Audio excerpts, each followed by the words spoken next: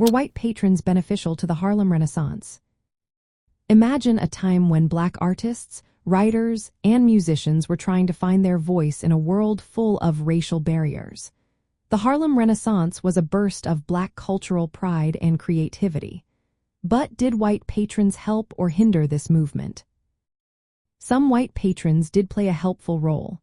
They provided money that allowed black artists to focus on their work without constant financial worries.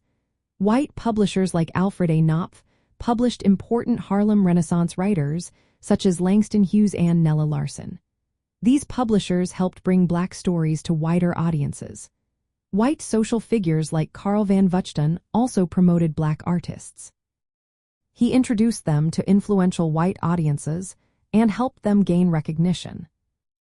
White women patrons often hosted gatherings that brought black artists and white cultural elites together. These events created networks that black artists might not have accessed on their own. Such support helped black artists get opportunities they otherwise might have missed.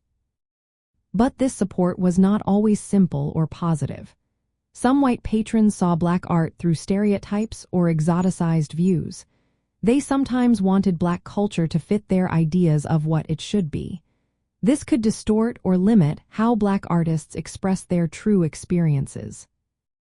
The Cotton Club, a famous Harlem venue, attracted many white audiences. Yet it kept segregation and showed how racial inequalities persisted. Some white patrons, like Karl Van Vechten, have been criticized for trying to control or shape black culture. This could overshadow black voices and reduce their agency in their own movement. It's important to see that the core of the Harlem Renaissance was about black self-expression and pride. Leaders like W.E.B. Du Bois, Langston Hughes, Zora Neale Hurston, and Duke Ellington shaped its direction.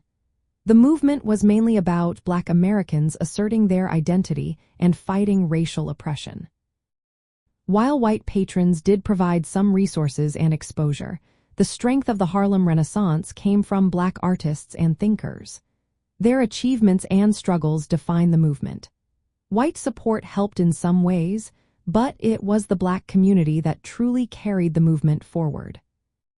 So, in the end, white patrons were both helpful and complicated. They offered support that helped black artists reach wider audiences. But their involvement also came with racial biases and power issues. The real legacy of the Harlem Renaissance is rooted in black Americans creating their own culture, identity, and resistance.